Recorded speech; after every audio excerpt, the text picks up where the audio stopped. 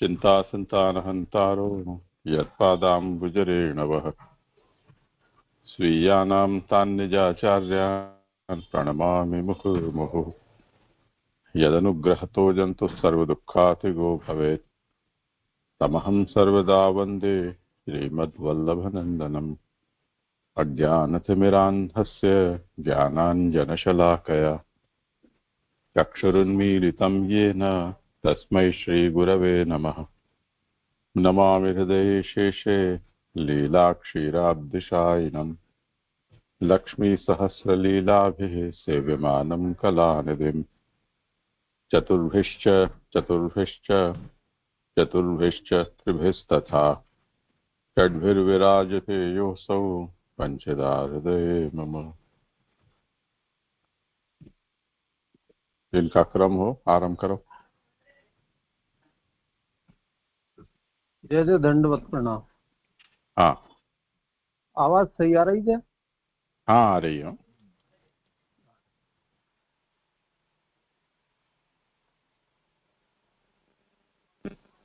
श्रीमद् भागवत की आज जय 12वें स्कंद को भागवतार्थ प्रकरण मूल पाठ और पुरुषोत्तम सहस्त्र नाम को क्रम है। श्रीमद् भागवत श्री कृष्ण की लीलाओं का प्रतिपादन करता है। इस संपूर्ण शास्त्र का एकमात्र अविकल अर्थ है श्वेता पुरुषार्थ साधक श्री कृष्ण की लीलाएं। श्रीमद् भागवत के इसी अर्थ तथा अभिप्राय को हृदयारूढ़ कराने के लिए महाप्रभु जी द्वारा श्रीमद् भागवत पुराण का 7 प्रकार से अर्थ किया गया है। शास्त्रार्थ, स्कंदार्थ, प्रकरणार्थ, अध्यायार्थ जो निबंध में है तथा 3 प्रकार से वाक्यार्थ, पदार्थ, अक्षरार्थ भी। अक्षरार्थ श्री सुबोधनी जी में है। प्रथम स्कंद अधिकार लीला, द्वितीय साधन और तृतीय से 12 तक क्रमशः सर्ग विसर्ग आदि लीलाओं का वर्णन है। जिस तरह ऐश्वर्य आदि 6 धर्मों से युक्त धर्मी भगवान है, उसी प्रकार भागवतार्थ भी स्कंद आदि से युक्त है। आवाज थोड़ी धीरी हो गई है आपकी, कुछ करें। जय मैंने आईफोन लगा रखी हो, ईयरफोन जिस तरह अब जय कोई खास फर्क नहीं है। तो जब मैं ये ईयरफोन निकाल के कान पे लगा लो।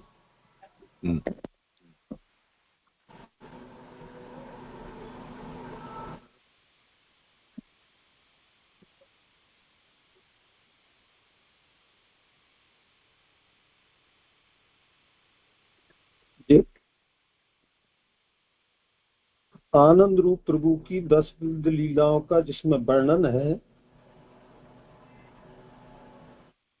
10 विविध लीला सर्ग विसर्ग स्थान पोषण ऊती मनवंतर ईशानु कथा निरोध मुक्ति और आश्रय।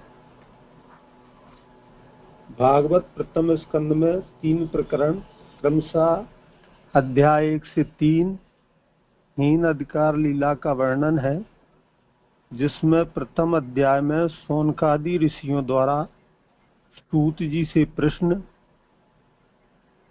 अध्याय 2 में फल साधन रूप 3 कर्मों का निर्णय तथा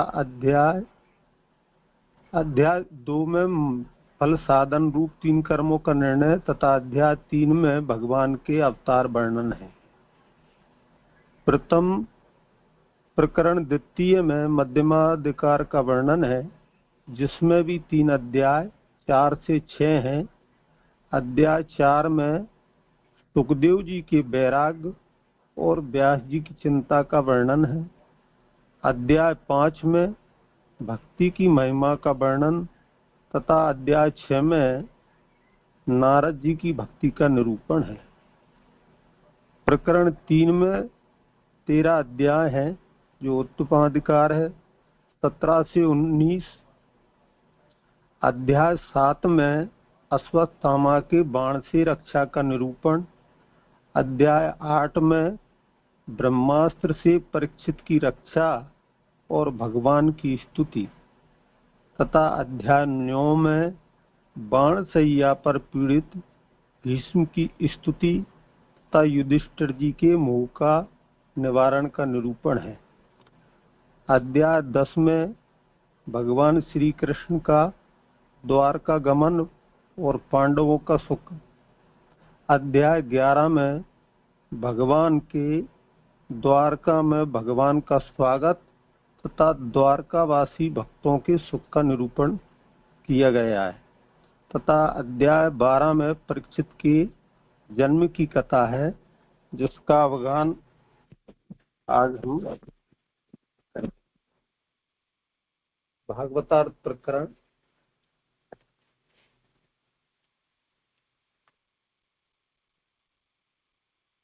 सप्तम, अष्टम, नवम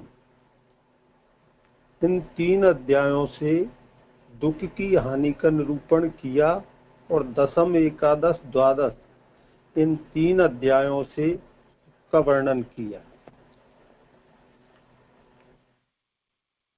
और त्रयोदश, चतुर्दश, पंचदश अध्यायों में मोक्ष का वर्णन है। दशम, एकादश, द्वादश अध्यायों में जो सुख युधिष्ठिर को कहा है वह पहले समान रूप से कृष्ण प्रेम पुरुष तरह ही था, परंतु जब कृष्ण का वियोग हुआ तो उस प्रेम में और अधिकता आ गई। इसलिए भगवान कृष्ण के निर्गमन का वर्णन है। कृष्ण के सुख में ही पांडवों का सुख था, इसलिए मूल में सुख का कथन किया गया है। इसके बाद पुत्र प्राप्ति होने पर उस सुख की अधिकता वर्णन है। इतना ही है भागवतार प्रकरण। इनको राग लिए ठीक है, देख लेंगे। पुरुषोत्तम सहस्त्र के नाम, पुरुषोत्तम सहस्त्र नाम के नाम अगर हों तो वो उसका उल्लेख कर दें। हाँ जय है तो पहले भागवत जी के मूल पाठ थे। भागवत जी ये अध्याय 12 का मूल पाठ अभी तो है ना। पुरुषोत्तम सहस्त्र नाम। थोड़ी लाइट डिस्टर्ब कर गई, जब मैं लाइट की व्यवस्था कर रहा हूँ। अच्छा, कर लो।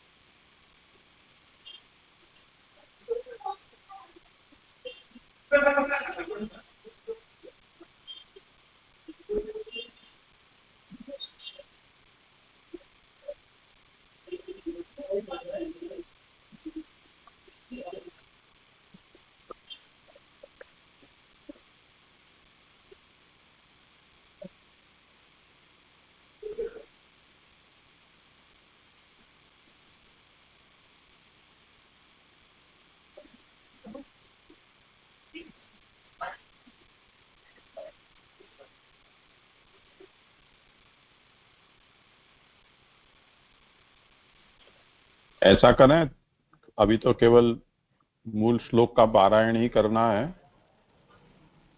ये बत्ती की व्यवस्था करें, तब तक मैं कोई पारायण कर ले। जिनके यहाँ बत्ती हो वो हाथ ऊंचा कर लो, एक जना कोई भी जो पढ़ सकता हो।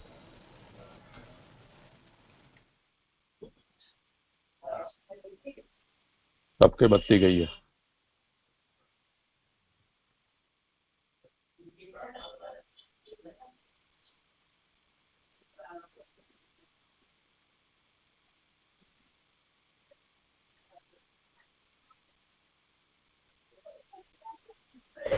हाँ जय जय, दंडवत प्रणाम। दुष्यंत बात कर रहा हूँ। जय जय मैं कर लेता हूँ। जय जय पढ़ लो आप। हाँ तब तक जय जय। एक श्लोक से चालू करूँ या पहले से चालू करूँ? नहीं, हम तो अध्याय के श्लोक का ही पारायण करते हैं। हाँ, शौनक उचाओ। वाचक। श्लोक पहला। अश्वत्थामा द्वारा फेंके गए अत्यधिक तेज वाले ब्रह्मास्त्र से जब उत्तरा का गर्भ नष्ट हो रहा था, तब ईश्वर श्री कृष्ण ने उसे फिर से जीवित किया। श्लोक 2। श्रेष्ठ बुद्धि वाले ने उन महात्मा परीक्षित का जन्म और कर्म जिस प्रकार हुआ तथा मृत्यु को प्राप्त करके जिस प्रकार जाना हुआ, यह सब सुनने की मेरी इच्छा है। जैसे बराबर आ रहा है? आ रही है। श्लोक नंबर 3। यदि आप कहना उचित समझते हो तो श्रद्धा के धारण किए हुए सुनने की इच्छा वाले हमसे वही ज्ञान की बात कहिए जो सुखदेव जी ने राजा परीक्षित के प्रति कही थी। पेज नंबर 86, श्लोक 4। सूत वाच।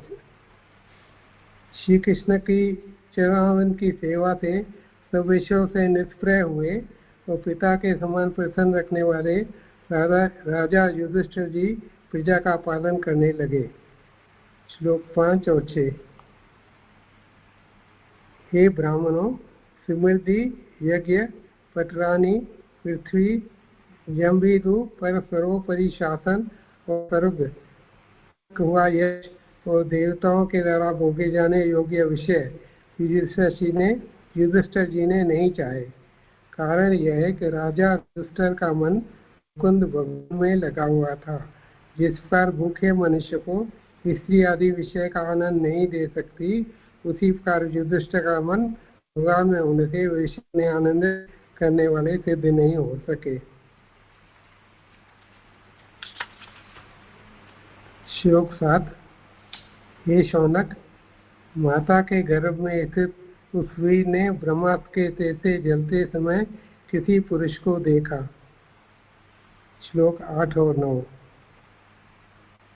अंगूठे जितने शुद्ध प्रकाशमान स्वर्ग के मुकुट वाले सुंदर दर्शन वाले श्याम वर्ण बिजली के जैसे पीले वस्त्र पहने हुए अच्युत शोभायमान और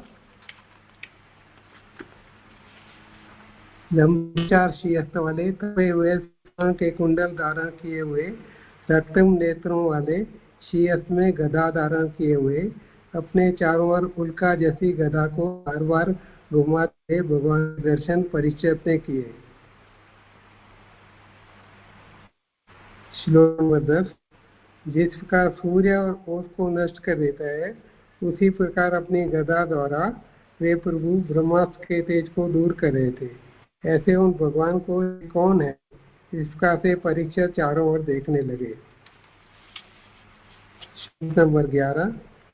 जिनकी स्वरूप सीमा में नहीं आ सकता, जिनका स्वरूप सीमा में नहीं आ सकता, ऐसे धर्म की रक्षा करने में समर्थ भगवान ने ब्रह्मास्त्र को तेज को नष्ट कर दिया तथा 10 महीने तक गर्भ द्वारा दर्शन किए जाते हुए वहीं स्वयं में अंतरित हो गए।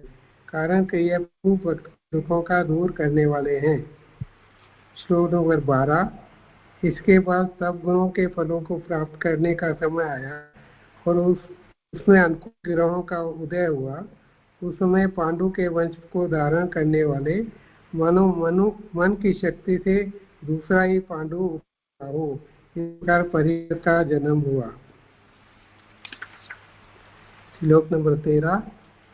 प्रसन्न मन हुए राजा युधिष्ठिर ने दौम्य और कृपाचार्य आदि ब्राह्मणों से मंगल सूचक स्वति वाचन कराते हुए परीक्षित का जातकर्म संस्कार करवाया। श्लोक नंबर 14। तीर के स्वरूप को जानने वाले ब्राह्मण जिनके साथ हैं। ऐसे राजा युधिष्ठिर ने पुत्र जनरूप तीर्थों में ब्राह्मणों को सोना, गाय, भूमि, गांव, हाथी, घोड़े, इच्छित वस्तुएं तथा बहुत सा अन्न प्रदान किया। श्लोक नंबर 15, 16, 17। विनयशील राजा युधिष्ठिर से प्रसन्न हुए ब्राह्मण कहने लगे कि हे पुरुष, कुरुवंश की प्रजा में जिसके बचाव का तंतु मात्र उपाय नहीं था, देव से जो गर्भ भरण को प्राप्त हो रहा था, तब तुम्हारे ऊपर कृपा करने के लिए ही अत्यंत प्रभाव वाले विष्णु ने उस गर्भ की रक्षा की। तुम्हारा पुत्र जगत में बहुत बड़े यश वाला, भगवान का महान भक्त और विष्णुनाथ नाम से प्रसिद्ध होगा, इसमें किसी भी प्रकार का संदेह नहीं है।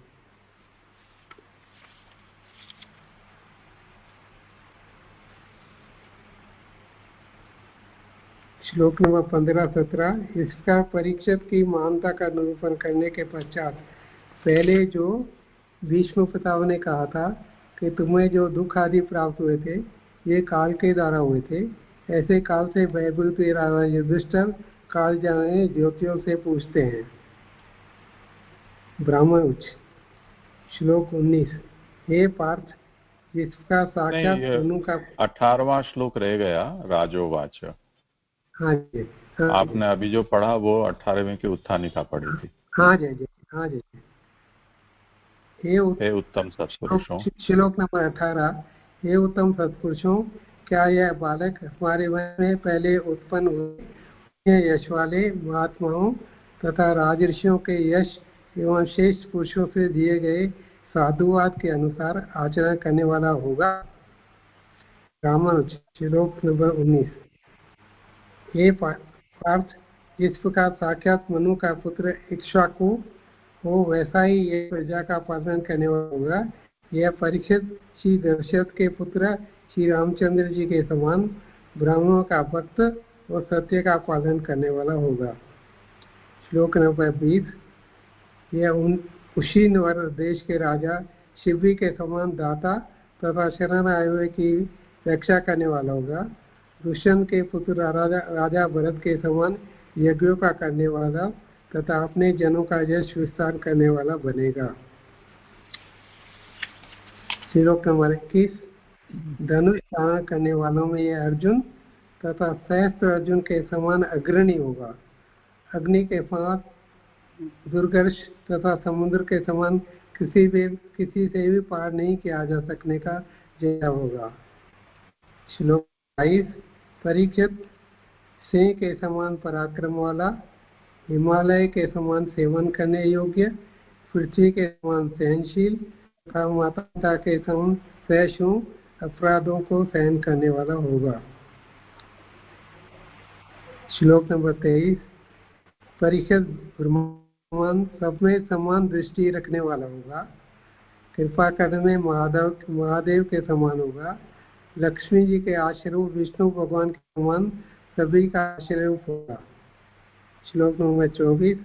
सभी सद्गुणों के महात्मा में श्री कृष्ण के ही सिद्धांतों का अनुकरण करने वाला होगा। रंती देव राजा के समान उदार और ययाति के समान धार्मिक होगा। श्लोक 25। बलि राजा के समान धैर्यशाली, प्रभु भक्ति में आग्रह रखने वाले प्रहलाद के समान भक्त होंगे। परीक्षित अश्वमेध यज्ञों के करने वाले और वेदों को उपासना करने वाले होंगे। श्लोक नंबर 26। परीक्षित राजा ऋषियों को भी उत्पन्न करने वाला होगा। नीति विरुद्ध चलने वाले लोगों को शिक्षा देने वाला होगा। पृथ्वी तथा धर्म की रक्षा के लिए यह कलयुग का भी निग्रह करने वाला होगा। श्लोक नंबर 27 और 28 और 29। शमिक ब्राह्मण के पुत्र श्रृंगी द्वारा भेजे जाने वाले तक्षक सर्प से समा की मृत्यु सुनकर यह परिषद प्रकार के संग का त्याग करके हरि भगवान के पद को प्राप्त करेगा। श्लोक नंबर 30। वे परीक्षित इस नाम से लोक में विख्यात है। भगवान द्वारा सामर्थ्य प्रदान करने से ये प्रभु के समान ही है। पहले जिनका दर्शन किया था ये उन्हीं 2 पुरुष। श्लोक का अनुवाद छूट गया है, 28-29 पढ़ना। हाँ जी जी, हे युधिष्ठिर जी, यह बालक। हाँ जी जी, हाँ जी जी, हाँ जी। हे युधिष्ठिर जी, यह बालक व्यास जी के पुत्र शुभदेव जी से आत्मा के यथार्थ स्वरूप को जानने की इच्छा वाला होगा। अपने शरीर को गंगा जी में त्याग कर साक्षात भगवान को प्राप्त होगा। श्लोक 29। इस प्रकार इस शास्त्र के पारंगत पंडितों ने राजा को परीक्षित विषय समस्त भविष्य बताया तथा राजा से बहुत सी दक्षिणा आदि प्राप्त करके अपने अपने घरों की ओर प्रस्थान कर गए। श्लोक 30। वे यह परीक्षित इस नाम से लोक में विख्यात है। भगवान द्वारा सामर्थ्य प्रदान करने से ये प्रभु के समान ही है। पहले जिनका दर्शन किया था उन्हीं पुरुष का वे अब ध्यान करते हैं, अतः ये परीक्षित नाम से प्रसिद्ध है।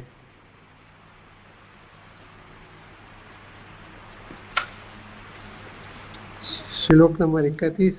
जिस प्रकार शुक्ल पक्ष में ताराओं का पति चंद्रमा बढ़ता है, उसी प्रकार सदैव नवीन कलाओं से पूर्ण होता हुआ पिताओं द्वारा उन्नत किया जाता परिषद प्रतिदिन बड़ा होने लगा। श्लोक 32, 33, 34। जाति गुरुओं को छोड़ने की इच्छा से अश्वमेध यज्ञ द्वारा यजन करने वाले राजा युधिष्ठिर कर और धन के अतिरिक्त अन्य किसी स्थल से न मिलने पर विचार करने लगे। युधिष्ठिर के अभिप्राय को जानकर भगवान से प्रेरित किए गए उनके भाइयों ने उत्तर दिशा से लाकर प्रदान किया। श्लोक 34। ऐसे धर्म के पुत्र राजा युधिष्ठिर ने उन धन द्वारा सब सामग्री एकत्र करके भय पूर्वकहीन अश्वमेध यज्ञों द्वारा हरि भगवान का बलि यजन किया। ठीक है, यहाँ पारायण तो हो चुका है, ये जुड़ भी गए हैं आगे। गोपाल दास। जय दंडवत प्रणाम। ये देख हाँ। कट गए हो सो मोकू मैं बोल तो गए और मोकू ध्यान नहीं रहे हो, जैसे आप श्री की आवाज। हाँ कोई बात नहीं, आप करें आगे। हाँ जय। कारिका से। एवमेकाग्र सिद्धार्थ सर्व कार्य निरूपितम अधुना श्रोत्र देहस्य रक्षणं विनिरूप्यते।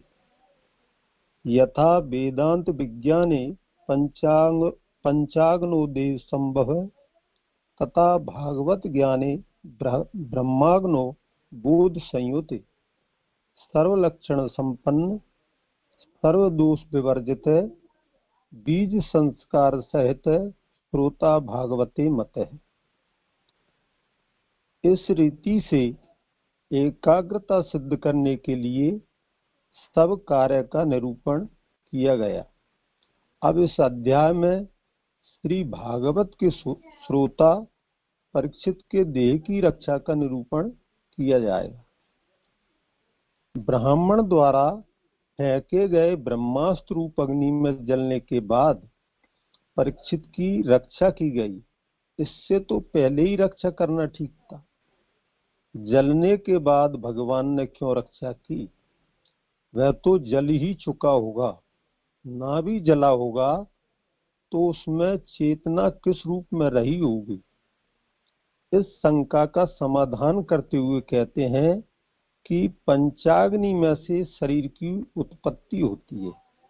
जिस प्रकार शुद्ध होने के बाद वेदांत जानने का अधिकारी बनता है, उसी प्रकार ज्ञान मुक्त ब्रह्माग्नि में देह शुद्ध होने के बाद भागवत के ज्ञान का अधिकारी बनता है। सब लक्षणों से युक्त, सब दोषों से रहित और बीज अवस्था में ही जिसका संस्कार हो, ऐसे पुरुष को ही भागवत का श्रोता माना है। जय यहाँ में जो समाधान में पंचाग्नि में से शरीर की उत्पत्ति और ज्ञान मुक्त ब्रह्माग्नि में देह शुद्ध होने के बाद भागवत के ज्ञान, जो समाधान है जो पंचाग्नि और ये ब्रह्माग्नि, जो मेरे समझ में तो नहीं आई, मैंने गूगल पे भी सर्च करी। तो पंच तत्व तो आए, पंचाग्नि को तो नहीं मिले। जैसो आप श्री कृपा करके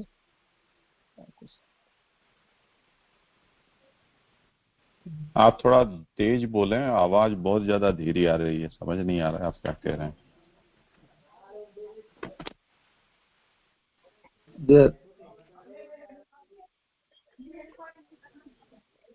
पृष्ठ नंबर 84 पे जो दूसरी कारका में जो शंका है कि ब्राह्मण द्वारा फेंके गए जो ब्रह्मास्त्र रूप अग्नि में जलने के बाद परीक्षित की रक्षा की गई, इससे तो पहले ही रक्षा करना ठीक था। जलने के बाद भगवान ने क्यों रक्षा की? वह तो जल ही चुका होगा, ना भी जला होगा तो उसमें चेतना किस रूप में रही होगी। इसके आगे इस शंका का समाधान करते हुए कहते हैं कि पंचाग्नि में से शरीर की उत्पत्ति होती है। जिस प्रकार शुद्ध होने के बाद वेदांत जानने का अधिकारी बनता है, उसी प्रकार ज्ञान मुक्त ब्रह्माग्नि में देह शुद्ध होने के बाद भागवत के ज्ञान का अधिकारी बनता है। तो जो ये समाधान पंचाग्नि और ब्रह्माग्नि, ये जो आप श्री कृपा करके नहीं आपको समझा, ये आपको और कोई वैष्णव समझा नहीं, ये पंचाग्नि जो है जीवात्मा का पुनः शरीर के में जन्म किस प्रकार से होता है, उसके लिए ये छांदोग्य उपनिषद में इसका निरूपण किया गया है। और उसका सारांश ये है कि जैसे हम देहांत होता है तो आत्मा है वो सूक्ष्म शरीर के साथ जब तक उसे स्थूल शरीर की प्राप्ति नहीं होती है तब तक निराधार रहती है। उत्तर कर्म की जो प्रक्रियाएं हैं उसमें उसको प्रेत संज्ञा कही जाती है। और सपिंडीकरण हो जाने के बाद, यानी पिंडों का जो मेलन होता है वो हो जाने के बाद उसको पितृलोक की प्राप्ति होती है। और जो लोक की प्राप्ति होती है उस लोक के अनुरूप यातना शरीर यानी भोग शरीर उसे प्राप्त होते रहते हैं। पितरों का स्थान अंतरिक्ष माना जाता है। भूतल पर होती है तो वसु रूप होती है, उसके ऊपर जाने पर रुद्र रूप होती है, उसके ऊपर जाने पर आदित्य रूप। इस प्रकार क्रमिक रूप से वसु रुद्रादित्य रूप वो 3 पीढ़ी में देव बन जाती है। तो ये उसकी उत्क्रांति का प्रकार है, जिसको धूम मार्ग भी कहा जाता है। तो उस प्रकार से वो सूक्ष्म शरीर के साथ आत्मा का उत्क्रमण होता रहता है। पर ये सब गतियां कर्माधीन होती हैं, तो जो भी संचित कर्म है उनको अब भोगने के लिए उसका प्रारब्ध बन जाता है, तो उसको वापस आना पड़ता है। तो उसके लिए ये एक प्रकार है, जैसे उत्क्रमण क्रमिक रूप से होता है उस प्रकार मनुष्य देह में अवतरण जो होता है वो भी क्रमिक रूप से होता है।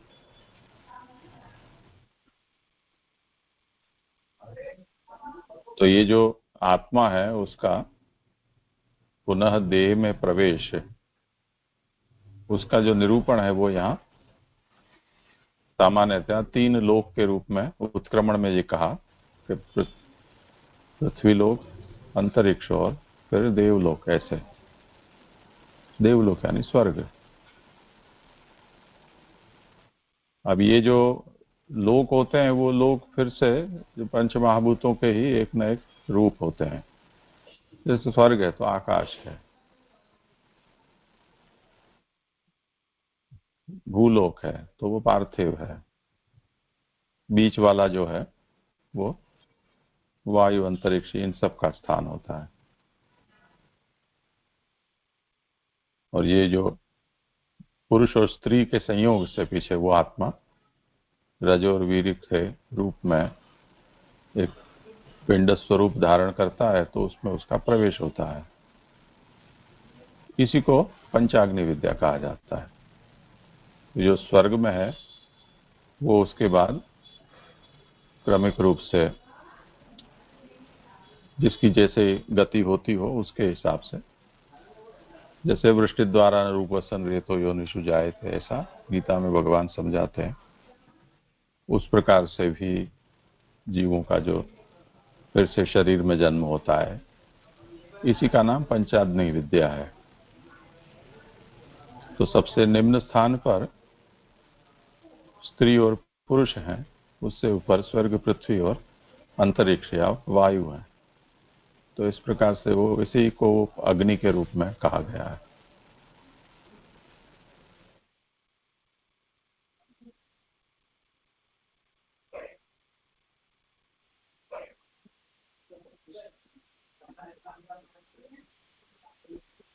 तो दूसरी कारिका में जो बात कही गई है वो यही बात है, यथा वेदांत विज्ञान है पंचाग्नौ देह संभव है। तो वेदांत का जो ज्ञान है उसको प्राप्त करने में ये पंचाग्नि से पैदा हुई देह जो है उसकी आवश्यकता होती है। इसी प्रकार भागवत ज्ञाने ब्रह्माग्नौ बोध संयुते, भागवत का ज्ञान या भागवतोक्त ज्ञान उसको होने में ब्रह्माग्नि में देह की उत्पत्ति होनी चाहिए। तो यहाँ पर परीक्षित को ब्रह्मास्त्र से उसके देह को तप्त करके और वो ब्रह्माग्नि संपन्न करा दिया गया।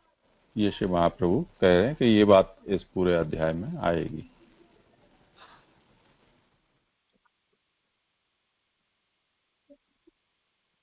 जी आगे करूं जी? कोई पूछ रहा है कुछ? जी आगे करूं जी? हाँ, धन्यवाद प्रणाम जी। धन्यवाद प्रणाम जी। की जी जी जी धन्यवाद प्रणाम जी। एक प्रश्न था जी, ये जो दूसरी कारिका के अंत में और जो तीसरी कारिका में, यानी जो अधिकारी और जो श्रोता के जो लक्षण बताए हैं, तो हमें यानी ये परीक्षित जी के द्वारा ये जो भागवत जी प्रकट करनी थी उसी अंश में समझना है ना जी? क्योंकि श्रोता के जो लक्षण बताए कि सर्व लक्षणों से युक्त, सब दोष से रहित, तो ऐसे गुण सभी श्रोता में तो नहीं पाए जाएंगे जी। तो फिर ये परिस्थिति के संबंध में ही सोचना है ना जी? जी जी जी धन्यवाद प्रणाम जी।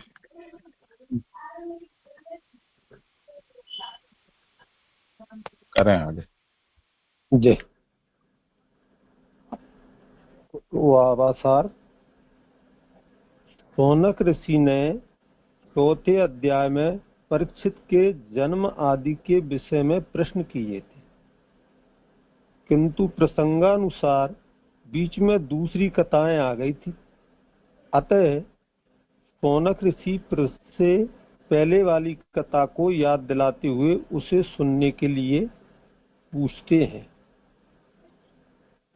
सौनकवाद अश्वत्थाम्नोपसृष्टेन ब्रह्म शीर्षणोरु तेजसा पुत्राया हतो गर्भ ईसेना जीवित है। पुनः अश्वत्थामा द्वारा फेंके गए अत्यधिक तेज वाले ब्रह्मास्त्र से जब उत्तरा का गर्भ नष्ट हो रहा था, तब ईश्वर कृष्ण ने उसे फिर से जीवित कर दिया।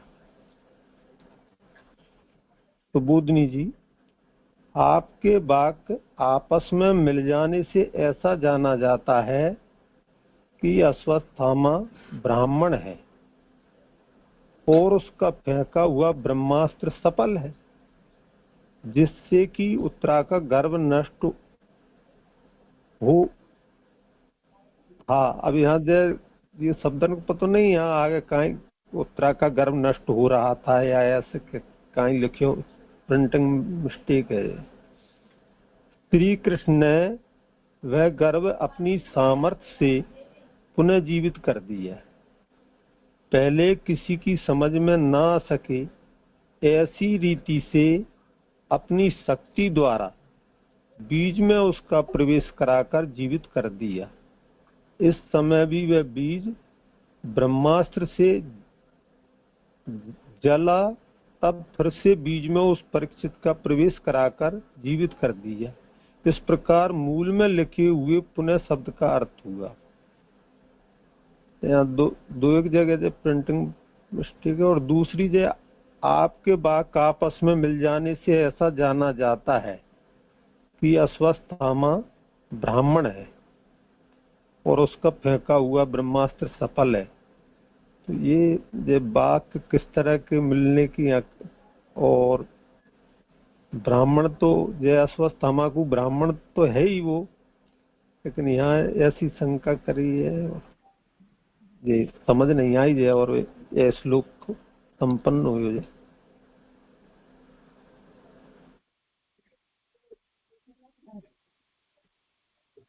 अब तो ये शौनक बोल रहे हैं, और शौनक जो विषय पर अब आरंभ कर रहे हैं वो इससे पहले अध्याय के साथ जुड़ा हुआ है। यानी आगे जो भी विषय चला उसको लेकर और ये पूरा निरूपण किया जा रहा है। पूर्व के अध्याय में तो भगवान का द्वारका में प्रवेश बताया गया, उससे पहले पांडवों का सुख बताया गया, जहां पर भगवान ने इनकी रक्षा की वगैरह। अब शौनक ये कह रहे हैं कि हमने जो सुना है उस हिसाब से अश्वत्थामा ने जो ब्रह्मास्त्र का प्रयोग किया था वो ब्रह्मशीर्ष नाम का एक ब्रह्मास्त्र था। उससे पहले आप लोगों को अनुसंधान हो तो ब्रह्मास्त्र के कई प्रकारों का वर्णन आया था। तो ये भी एक ब्रह्मास्त्र में भी एक ज्यादा शक्तिशाली और ऐसा ब्रह्मास्त्र था, और उससे उसने उत्तरा के गर्भ को मार ही दिया था, ऐसा समझो। तो हतो गर्भः और ईशे न पुनः अजीवितः, फिर से भगवान ने उसको जीवित किया। तो ये तो शौनक कह रहे हैं। इसका अर्थ से महाप्रभु ये प्रश्न का आशय जो आगे पूछा जाएगा कि अब मुझे उन सब की बातें कहो, अगर आप मुझे जानने योग्य मानते हो तो। तदिदम श्रोतुम इच्छामि गदितम यदि मन्यसे ब्रूहि न श्रद्धानाम यस्य ज्ञानमदत् शुकः। तो जिस परीक्षित को शुक ने ज्ञान दिया था उससे संबंधित कथा को मैं सुनना चाहता हूं, ऐसे शौनक आदि कह रहे हैं। उस पर महाप्रभु ये स्पष्टता कर रहे हैं कि अश्वत्थाम्नोपसृष्टे न, अश्वत्थाम के द्वारा उपसृष्ट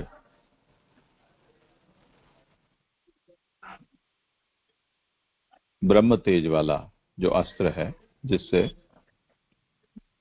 गर्भ को मार दिया उसने,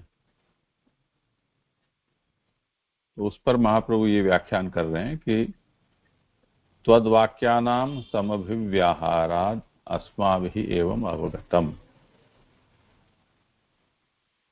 ये बात आपने जो हमसे कहा था उससे हमें ये बात पता चली है। तो आपके वाक्य आपस में मिल जाने से ऐसा जाना जाता है कि अश्वत्थामा ब्राह्मण है और उसका फेंका हुआ ब्रह्मास्त्र सफल है, जिससे कि उत्तरा का गर्भ नष्ट हो चुका था या नष्ट ही था। श्री कृष्ण ने वह गर्भ अपनी सामर्थ्य से पुनर्जीवित कर दिया।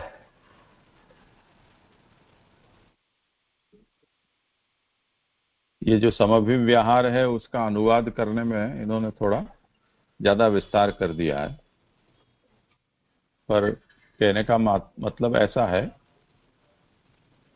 एक साथ बोला जाता है उसको समभिव्याहरण कहते हैं। तो आपने जो कहा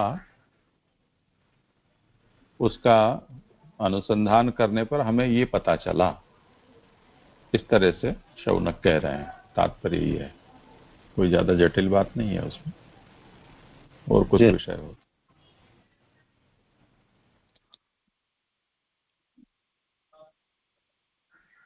करो बोले आगे।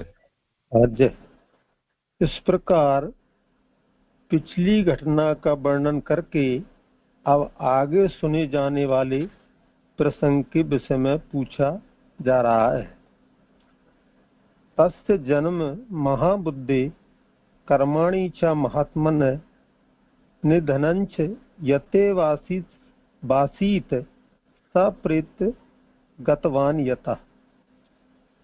श्रेष्ठ बुद्धि वाले उन महात्मा परीक्षित का जन्म और कर्म जिस प्रकार हुआ तथा मृत्यु को प्राप्त करके जिस प्रकार उनका जाना हुआ, यह सब सुनने की मेरी इच्छा है।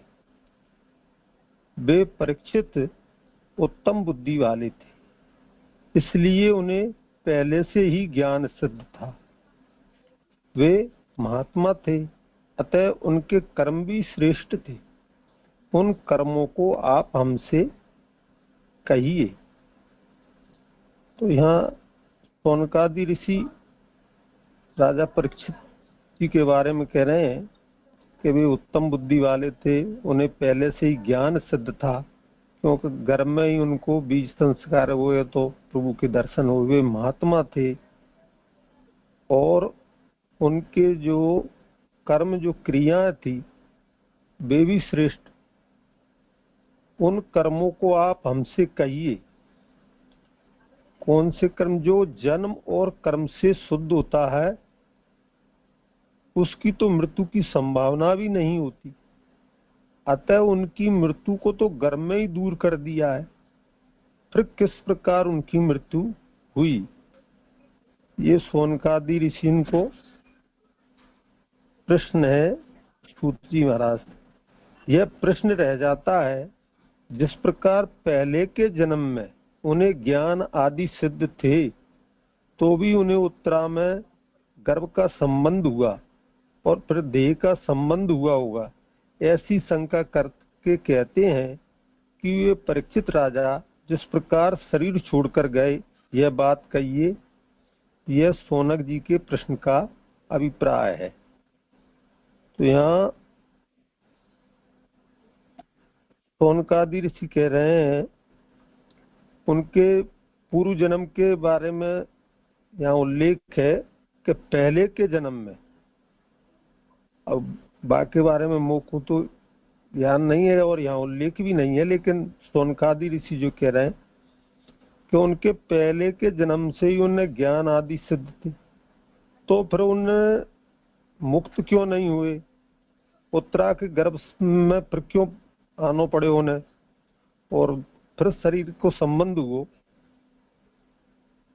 ऐसो यहाँ कह रहे हैं। और ऐसी शंका करके कह रहे हैं कि परीक्षित राजा जिस प्रकार शरीर छोड़कर गए, तो बाकी बारे में भी कहिए। यो सौनकादि ऋषि को प्रश्न है। श्लोक 3 तद इदम, या में कोई समाधान हो या हो?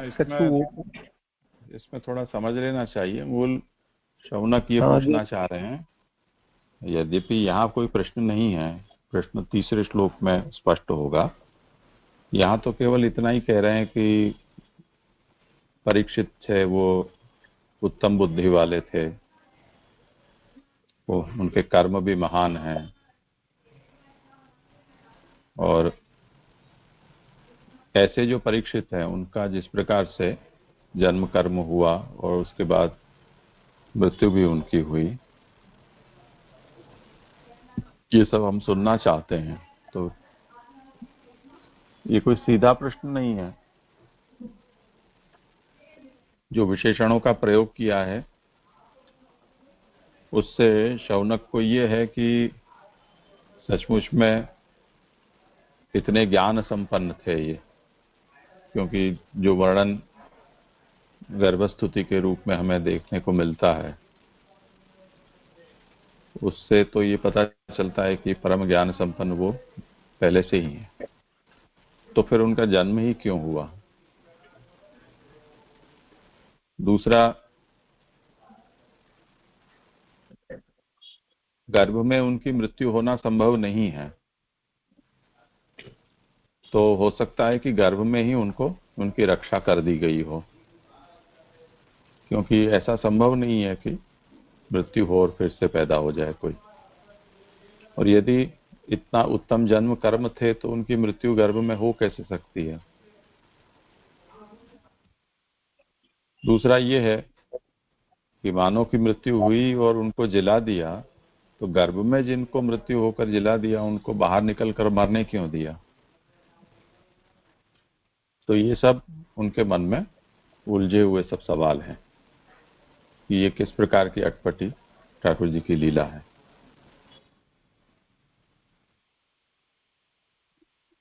ठीक है, करो आगे। जय।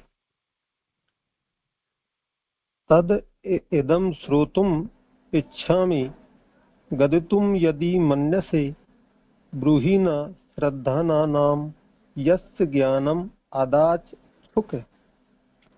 यदि आप कहना उचित समझते हो तो श्रद्धा को धारण किए हुए सुनने की इच्छा वाले हमसे वही ज्ञान की बात कहिए जो सुखदेव जी ने राजा परीक्षित के प्रति कही गई थी।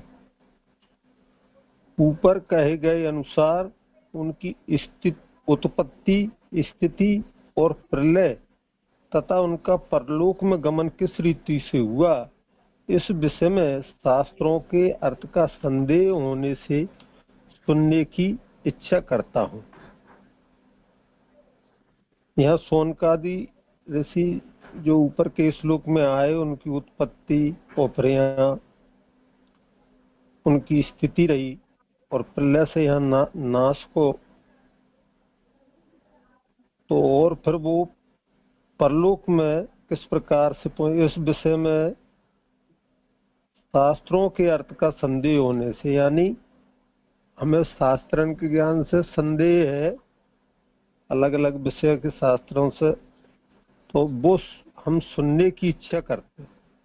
उस ज्ञान को कहने में बहुत समय लगने से क्लेश होते हुए भी यदि आप उसे कहना आवश्यक मानते हो तो हम सब भी श्रद्धा से युक्त हुए सुनने की इच्छा रखते हैं। इच्छा से कहने वाली बात में भगवान का चरित्र विद्यमान है ऐसा समझा है, इसीलिए कहा है यदि आप कथन करना योग्य समझते हैं तो हम सुनने को तत्पर है। शौनकादिक ऋषि यहाँ सूत जी से कह रहे हैं कि वो जो राजा के उत्पत्ति, स्थिति और परलोक गमन, शरीर छोड़वो वा के बारे में समय तो बहुत लगेगा और यानी देखूं क्लेश भी, कष्ट भी हुए, फिर भी आप उसे क्या वो उचित समझे तो हम भी श्रद्धा पूर्वक वाकु सुनने की इच्छा रखे हैं। और जिसमें भगवान के चरित्र विद्यमान यानी मौजूद हो ऐसा समझे, और आप यदि आप कथन करना योग्य समझे तो हम सुनने को तत्पर है, यानी आप तैयार हो, यानी कथा कथन के वो तो हम भी वाके लिए तत्पर है, तैयार है।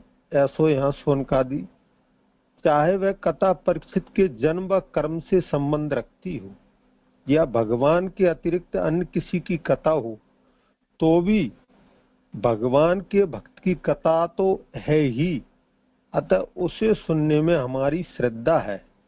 यदि परीक्षित भगवदीय न होते तो जो ज्ञान सुखदेव जी ने उन्हें दिया उसे न देते, उस ज्ञान दान की संभावना तक न होती।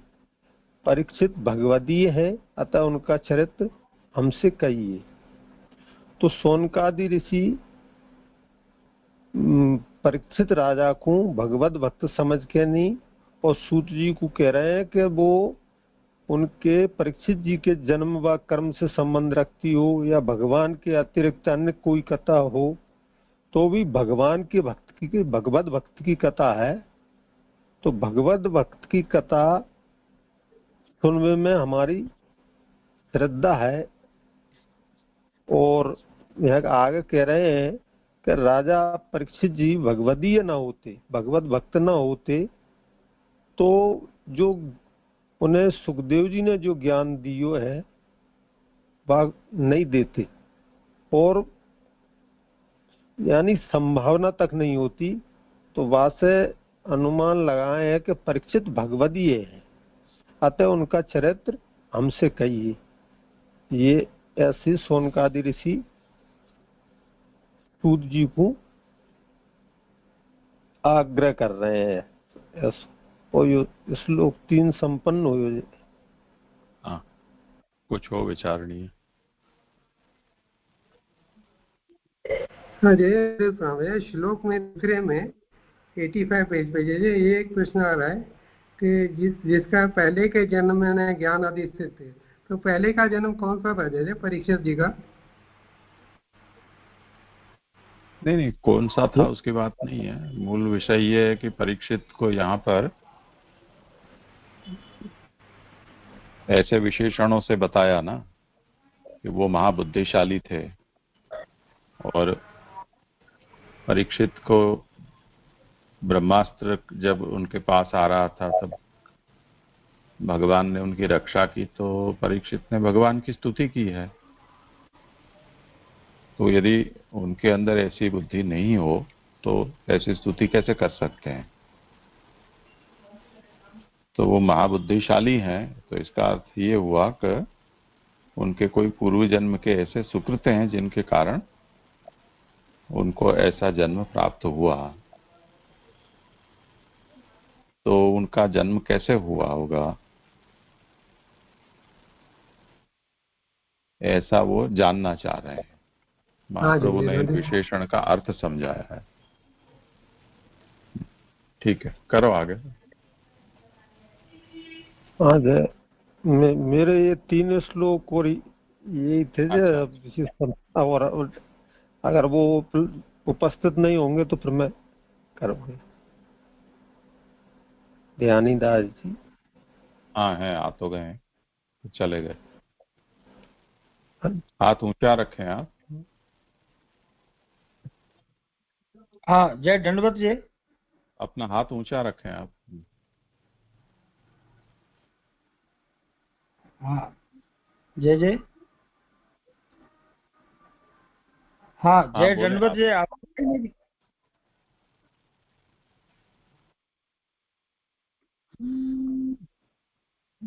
हाँ जय दंडवत, मेरी आवाज आई है?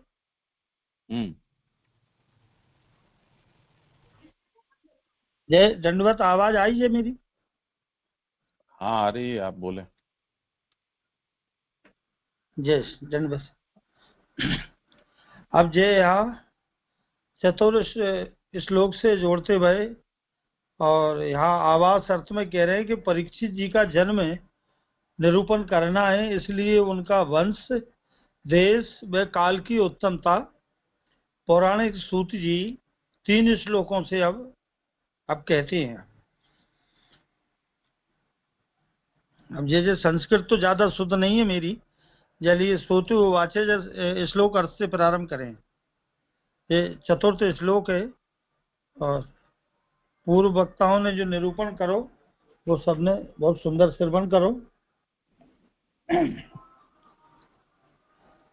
तो आगे कह रहे हैं कि श्री कृष्ण के चरणारविंद की सेवा से सब विषयों से निष्प्रय हुए और पिता के समान प्रसन्न रखने वाले राजा युधिष्ठिर प्रजा का पालन करने लगे। ऐसा यहाँ या सूतोवाच श्लोक चतुर्थ श्लोक से प्रबोधनी व्याख्या।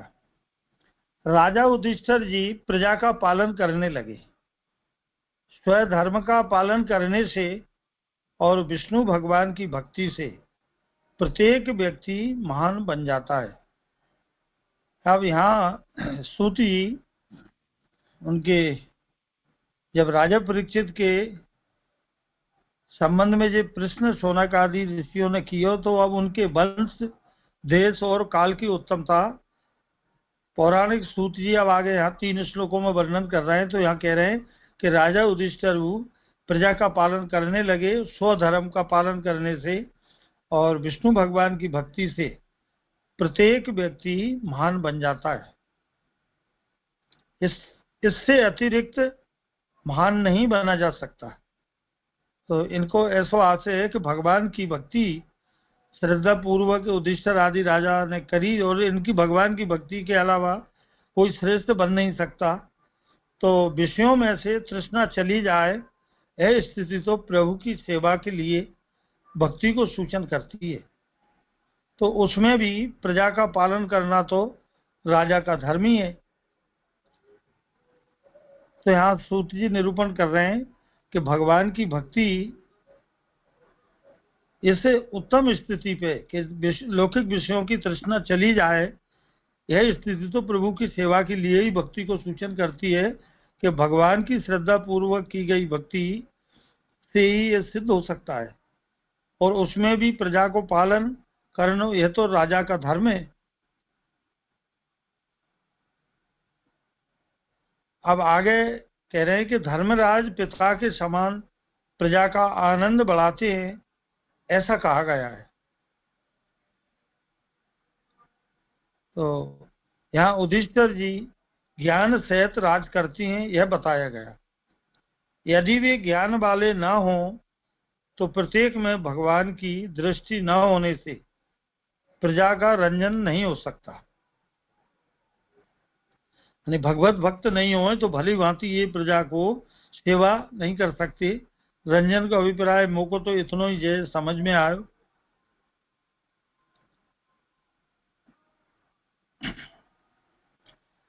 और आगे करेंगे।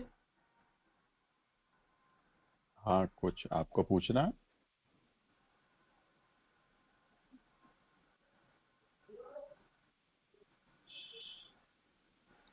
कोई प्रश्न हो तो बोले ना, आगे करें फिर।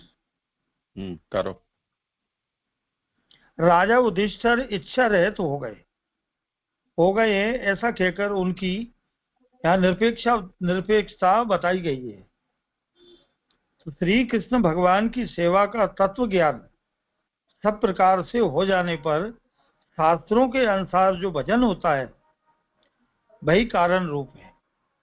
तो यहाँ सूत जी कह रहे हैं कि भगवान की भक्ति से ये इच्छा रहित हो गए, यानी इन्हें लौकिक कोई इच्छाएं नहीं है, ऐसा कहकर इनकी यहाँ राजा युधिष्ठिर की निरपेक्षता बताई गई है। और श्री कृष्ण भगवान की सेवा का तत्व ज्ञान सब प्रकार से हो जाने पर और शास्त्रों के अनुसार जो भजन होता है वही कारण रूप है।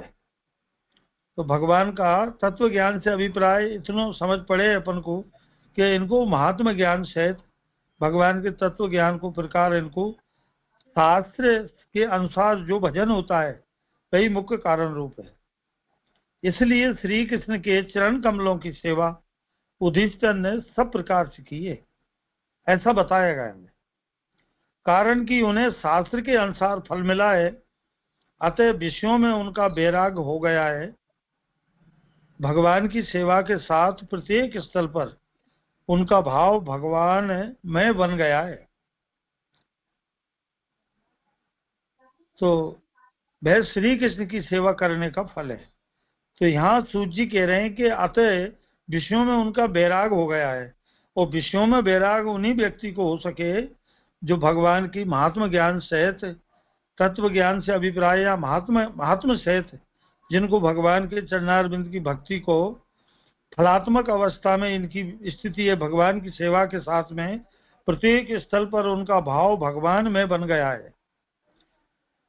वे हर जगह भगवान की लीला या भगवान की इच्छा ही मान के ऐसे भगवान के महात्म ज्ञान तत्व ज्ञान सहित है, तो वह श्री कृष्ण की सेवा करने का ये फल है। तो यहाँ फलात्मक अवस्था राजा युधिष्ठिर की यहाँ सूत जी निरूपण करे। अभी यहाँ में और कोई भगवदीयन को भाव हो?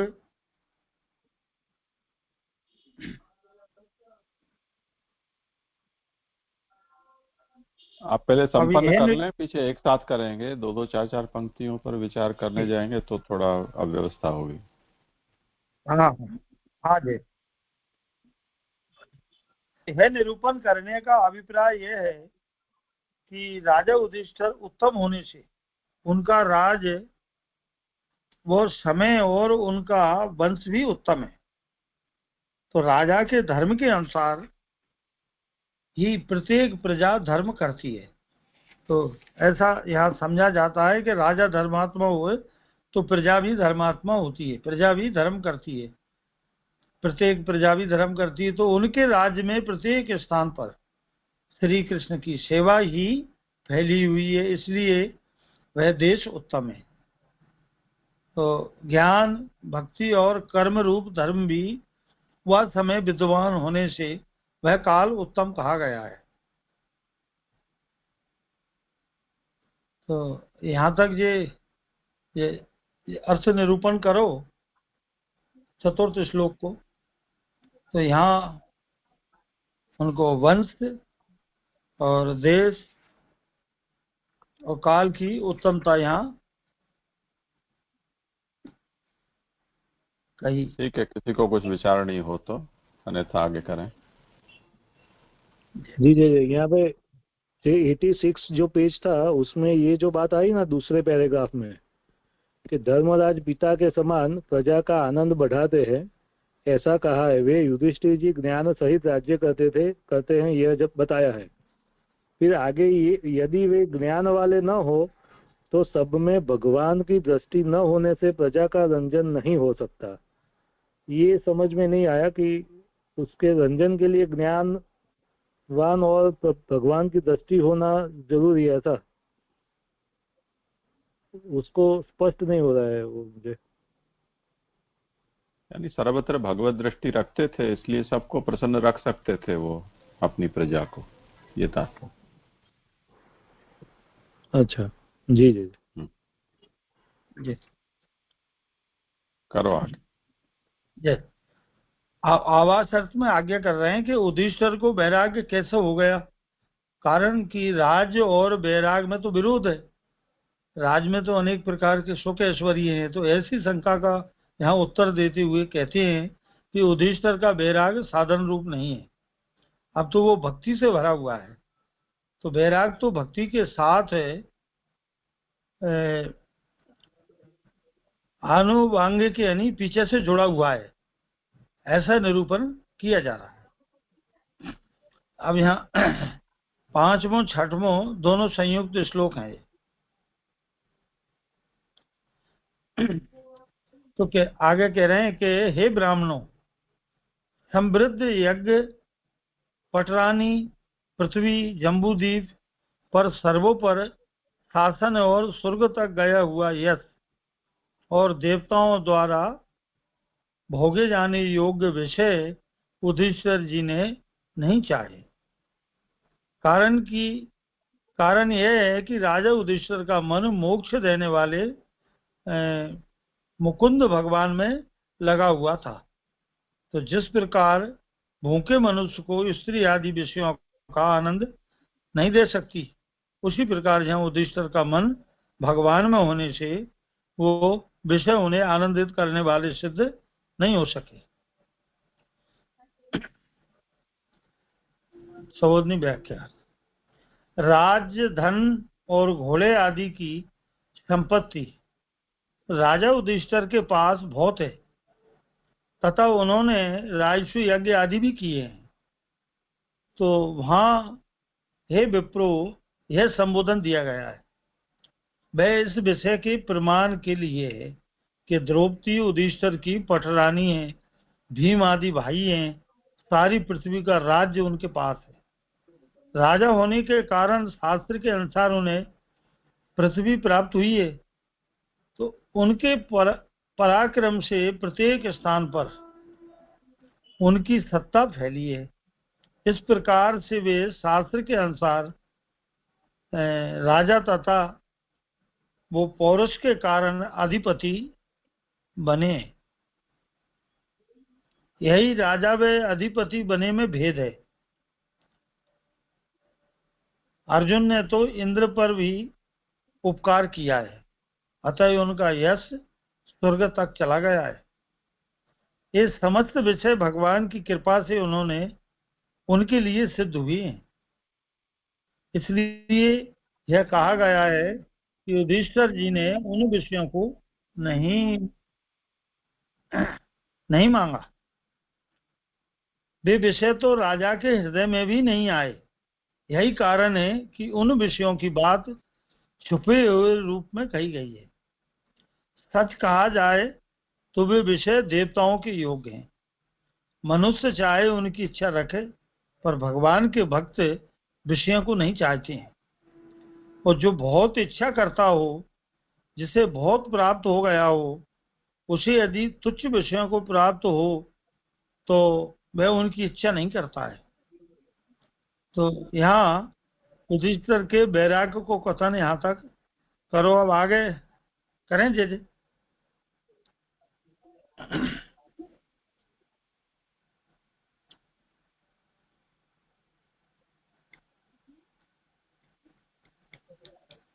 थोड़ा थोड़ा पर विचार नहीं हो सकता है, आप अपने पूरा विषय संपन्न कर लें, पीछे एक साथ करेंगे।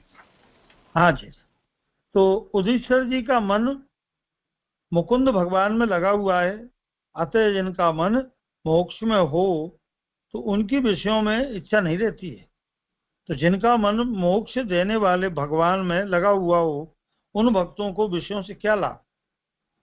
तो यहाँ ध्वजा शब्द जहाँ दियो, यह संबोधन दिया गया है, यह प्रमाण बताने के लिए है कि मोक्ष में लगे हुए मन वाले को विषय अच्छे नहीं लगते। इस बात को वे ध्वज भली प्रकार से जानते हैं। अतः वे समस्त संपत्तियां राजा युधिष्ठिर को आनंदित नहीं कर सकी। वे विषय युधिष्ठिर जी में आसक्तियां मोह आदि उत्पन्न नहीं कर सके। तो यहाँ इस प्रसंग में यह दृष्टांत दिया जा रहा है कि जिस प्रकार से भूखे मनुष्य में स्त्री आदि अपने धर्म विषय आदि को उत्पन्न नहीं कर सकती, उसी प्रकार मोक्ष को देने वाले भगवान में युधिष्ठिर जी का मन लगा होने के कारण संपत्ति आदि विषय उनमें आनंद नहीं दे सकते। ये यहाँ व्याकरण दोनों श्लोकन को यहाँ इतना भय हो जाए।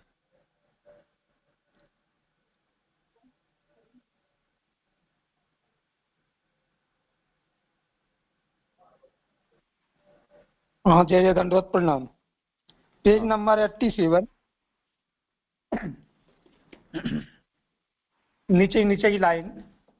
इस प्रकार वे शास्त्रानुसार राजा तथा पौरुष के कारण अधिपति बने। तो यहाँ जो सारो वर्णन निकला राज धन घोड़े आदि को, तो यहाँ में थोड़ा आगे ये बात समझ में नहीं आई कि यही राजा व अधिपति पने में भेद है।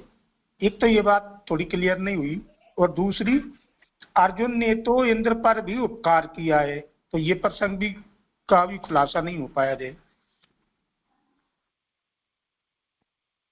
हाँ करें समाधान। हाँ जी। ये महाभारत के प्रसंग में पूर्व में देखो तो कि एक समय ये वनवास देवासुर संग्राम में अर्जुन को इंद्र ने बुलवाए स्वर्ग में और इन्हें देवतान के पक्ष में युद्ध करो।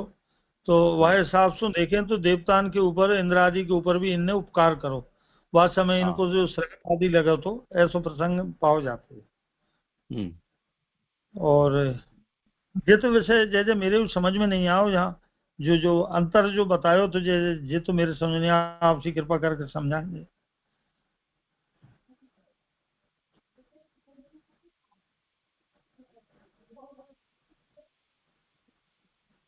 किसी को समाधान करना हो तो दूसरे विषय में।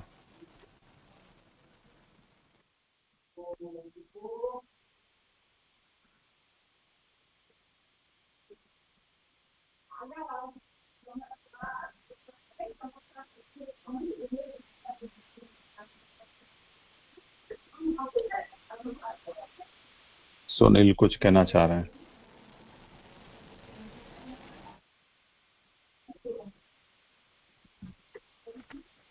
मेरा भी यही प्रश्न था। अर्जुन ने तो इंद्र पर भी उपकार किया है, तो वो प्रश्न का समाधान हो गया जी। दंडवत प्रणाम जी। हाँ हाँ ठीक है।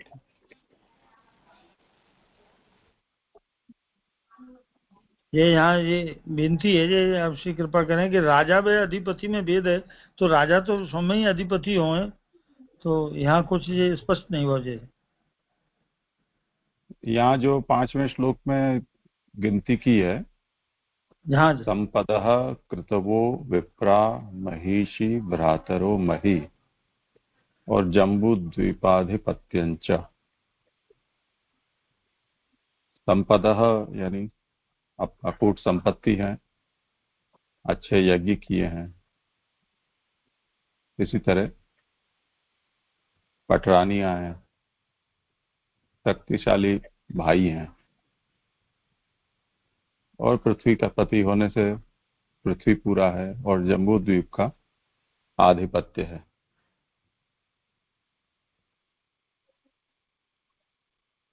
तो इसमें इन चीजों को जो गिनाया है उसमें क्या तात्पर्य है, तो एक एक का अर्थ बता दिया है कि संपत्ति का मतलब क्या है। तो अश्व आदि सब संपत्तियां हैं।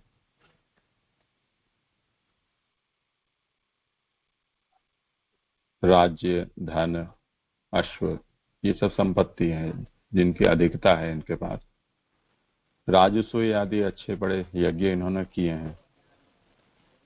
द्रौपदी जैसी महिषी है, भीम जैसे पराक्रमी भाई हैं। पूरी की पूरी पृथ्वी मही, उस पर उनका राज्य है। और राजत्वात् शास्त्र तो मही और पौरुषेण आधिपत्यम। यहां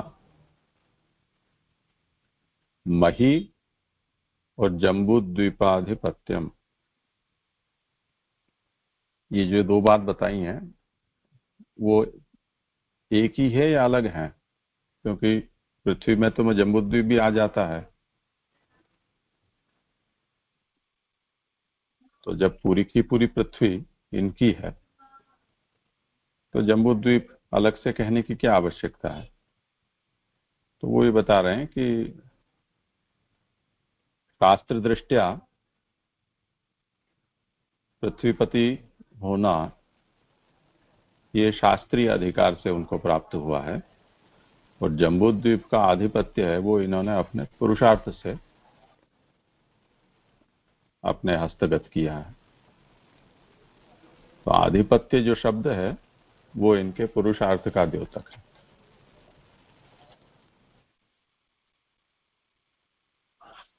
आगे करना हो तो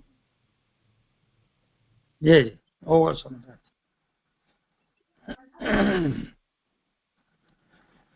ये आगे करें।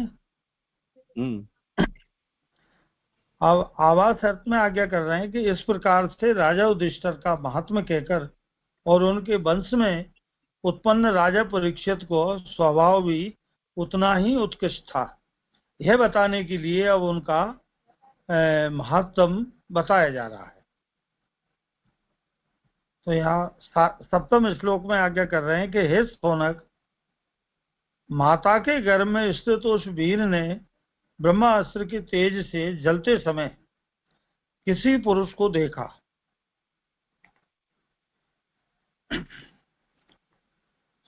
व्याख्या।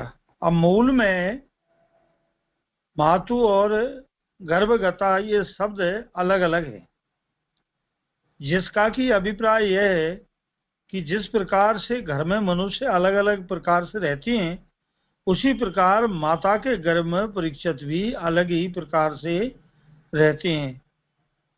अतः उन्हें गर्भ में जाने का क्लेश नहीं है, यह बताया गया। वे गर्भ की स्थिति से पहले ही ज्ञान आदि से युक्त हैं, और गर्भ में तो वे केवल आए हैं।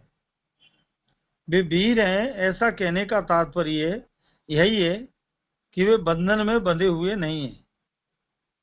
अब तो पराक्रम सहित रहते हैं, कारण कि यह है कि उनके ऊपर साक्षात परम ब्रह्म की दृष्टि होने से देवताओं ने भी उन्हें बंधन में नहीं बांधा, क्योंकि गर्भ को तो दाम यानी डोरी यानी रस्सी के द्वारा देवता बांधते हैं।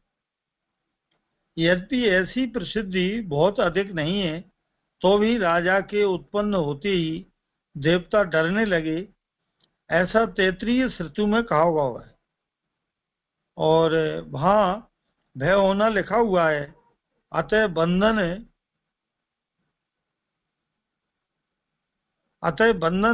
घट सकता है, परंतु परीक्षित जो तो वीर हैं तो उनको बंधन का भय नहीं है, ऐसा बताया गया है। तो इस विश्वास को दृढ़ करने के लिए मूल में भृगुनंदन संबोधन यहाँ दिया गया है। जब वे ब्रह्मास्त्र के तेज से जल रहे थे तब उनकी जलन को कुछ भी न गिनते हुए एक पुरुष के दर्शन कर रहे थे। भगवान प्रत्येक कार्य सिद्ध करके सब दैत्यों का प्रवेश न होने देने के लिए परीक्षित के रक्षा अर्थ सब तत्वों को साथ लेकर पेट में प्रवेश करके भ्रमण करने लगे। तो प्रभु उनकी रक्षा कर रहे हैं। अपना यह उपकार बताने के लिए वे अपने स्वरूप का दर्शन भी दे रहे हैं।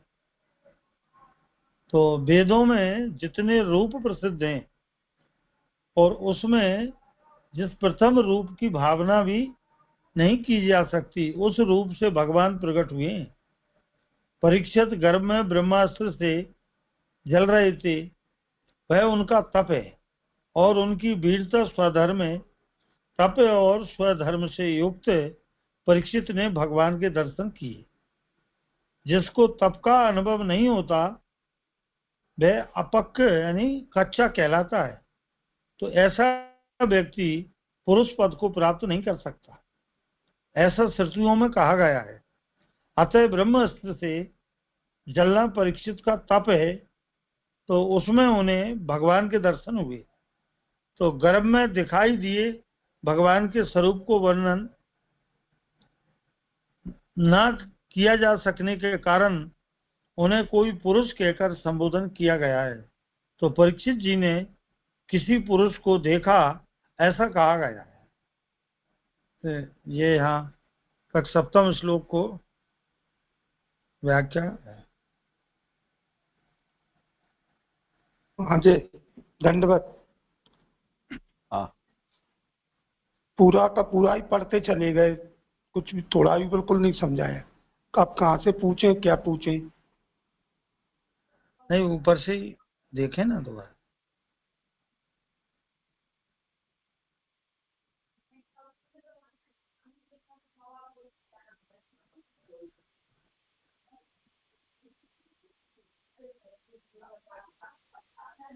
कोई और विषय हो तो अन्यथा करो आगे। जय जय दंडवत प्रणाम। जय यहाँ पे 89 नंबर पेज के ऊपर जो पहली दूसरी लाइन है कि ऐसा कहने का तात्पर्य यह है कि वे बंधन में बंधे हुए नहीं है, अत्युत पराक्रम सहित रहते हैं। कारण यह है कि उनके ऊपर साक्षात पर ब्रह्म की दृष्टि होने से देवताओं ने भी उन्हें बंधन में नहीं बांधा, क्योंकि गर्भ को तो रस्सी द्वारा देवता बांधते हैं। ये जो है गर्भ को तो रस्सी द्वारा देवता बांधते हैं, उसका मीनिंग समझ में नहीं आता है। जय जय जय मेरे भी समझ में ना, आप ही कृपा करें या कोई वैष्णव समझाएं। जय हाँ,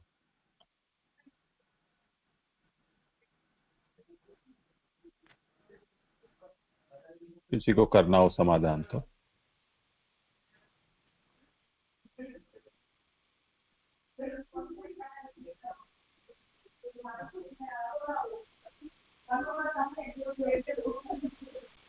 देवा वै राजन्याद, ऐसा यजुर्वेद में वचन है। तो देवा वै राजन्याद जायमानाद अभिभयुः, जिस प्रकार से परीक्षित का प्राकट्य हुआ है उस प्रकार के अच्छे प्रारब्ध वाले भगवत कृपा संपन्न ऐसे पराक्रमी क्षत्रियों का जन्म होता है, तो देवताओं को भी डर रहता है, ऐसा श्रुति में कहा गया है। देवताओं को जैसे असुरों से, दैत्यों आदि से प्रतिस्पर्धा है, उसी प्रकार पुण्यशाली मनुष्यों से भी उनको ईर्ष्या द्वेष रहता है। तो वो उनका बंधन करते हैं, ऐसी श्रुति है। बस इतना ही है, उसमें और कुछ विशेष नहीं है। समझ में आ गया। जय जय दंडवत प्रणाम।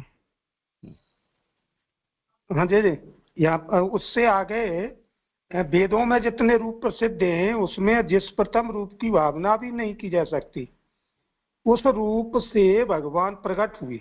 ये बात समझ में नहीं आई।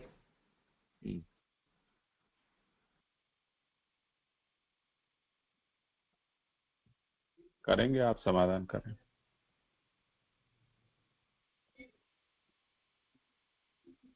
ये यहाँ ये मेरे तो इतना समझ में आ रहा हो कि भगवान यहाँ परीक्षित की रक्षार्थ सर्व तत्वों को साथ में लेकर पेट में प्रवेश करके भ्रमण करने लगे, तो प्रभु उनकी रक्षा कर रहे हैं, अपना यह उपकार बताने के लिए अपने स्वरूप को यहाँ दर्शन दे रहे हैं। तो यहाँ भगवान अपने सब तत्वों को साथ लेकर, तो यहाँ ज्यादा स्पष्ट तो जो समझ नहीं आ रहा, आपसी कृपा करें, पर ऐसा लग रहा हो कि प्रभु अपने सब तत्वों सहित पेट में प्रवेश करें जालिए। अब वो वेदों में जो सब स्वरूपन को जो वर्णन कह रहे हैं आगे, ये जैसे ज्यादा स्पष्ट समझ में तो नहीं आया हो, आपसी कृपा करें।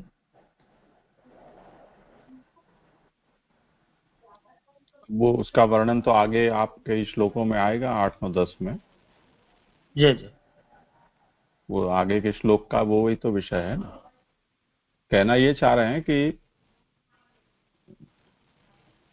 ददर्श पुरुषम कंचित, किसी पुरुष का उन्होंने दर्शन किया या किसी पुरुष को देखा। तो ये इतना अस्फुट निरूपण क्यों है? सीधा ही बोल देते ना कि ऐसे जो जो दर्शन किया ऐसे स्वरूप का नाम लिख देते, वर्णन कर देते। तो परीक्षित ने किसी पुरुष को देखा, ऐसा करने का क्या हेतु है? तो उसे यहाँ महाप्रभु समझा रहे हैं। कंचित पुरुषम ददर्श का मतलब क्या हुआ कि भगवान सर्वम कार्यम निष्पाद्य सर्व दैत्या प्रवेशाय सर्व तत्व सहित तद रक्षार्थम उदरे प्रविष्ट परिभ्रमति। भगवान ने क्या किया कि जैसे हम देवताओं को भी ईर्ष्या होती है, उस तरह से दैत्यों को भी असुरक्षा का अनुभव होता है जब कोई भी ऐसा दिव्य अंश प्रकट होने वाला होता है। तो वो दैत्य अपने स्वार्थ का विचार करके और उस कार्य में विघ्न करने का प्रयत्न करते हैं। तो भगवान इस बात को जानते हैं, इसके कारण भगवान ने ये सोचा कि अब यहाँ जैसे परीक्षित के लिए ब्रह्मास्त्र छोड़ने वाला था अश्वत्थामा, वो भी दैत्यांश ही था, और भगवान ये जानते हैं कि ये अपना कार्य किए बिना नहीं रहेगा।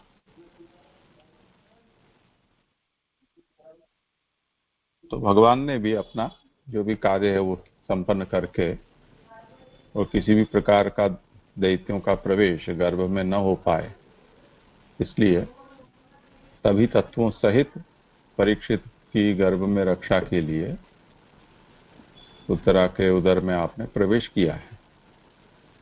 तो सभी तत्वों में आगे उसका शायद वर्णन आएगा, खंग चक्र गदा पद्म आदि सभी, और अब जो भी वर्णन है आभूषण आदि का, वो सभी कुछ प्रभु साथ में लेकर पधारे हैं। तो उदरे प्रविष्ट परिभ्रमति, वहां केवल प्रवेश ही नहीं किया है, पर भगवान उस पूरे उदर में परिक्रमण भी कर रहे हैं। और परीक्षित को इसकी प्रतीति भी भगवान ने कराई है कि तुम्हारी रक्षा मैंने की है, इसलिए सोपकार ज्ञापनाय तम प्रति आत्मानं प्रदर्शितवान। भगवान ने उसके ऊपर उनका उपकार है ये प्रदर्शित करने के लिए अपने आप का दर्शन भी वहां कराया है। उस पर ये कहते हैं कि वेदे प्रसिद्धानि यानि रूपाणि तत्र यत् प्रथमं भावयितुम अपि अशक्यम तेन रूपेण प्रकटः। वेदों में जितने भी भगवान के प्रसिद्ध रूपों का वर्णन है उनमें से जो प्रथम भगवान का रूप है कि जिसका भावन करना भी हमारे लिए संभव नहीं है, ऐसे रूप से भगवान गर्भ में प्रकट हुए हैं। वो रूप कौन सा है वो अब आगे 8, 9, 10 में आएगा। ये एक और निवेदन है तो ये कि यहाँ ये यो कह रहे हैं कि तप रूप है ये, इनको जलनो जाको जैसे अपन कैसे समझें कि वो अगर तप नहीं हुए तो वो अनुभव नहीं होता, तो वो अपक यानी कि अच्छा रहता है। ये ऋग्वेद का वचन है, अतप्त तनुर न तदामोष्णुते, जी, यानी जिसको तप का अनुभव नहीं होता है, यानी जिसने तपस्या नहीं की है, वो कच्चा रहता है। जी, तो ब्रह्मास्त्र के ताप से परीक्षित का जो तपना है वो यहाँ तप रूप हो गया। तो ये श्रुति वचन में जो कही गई बात है वो भी निभ गई। जी,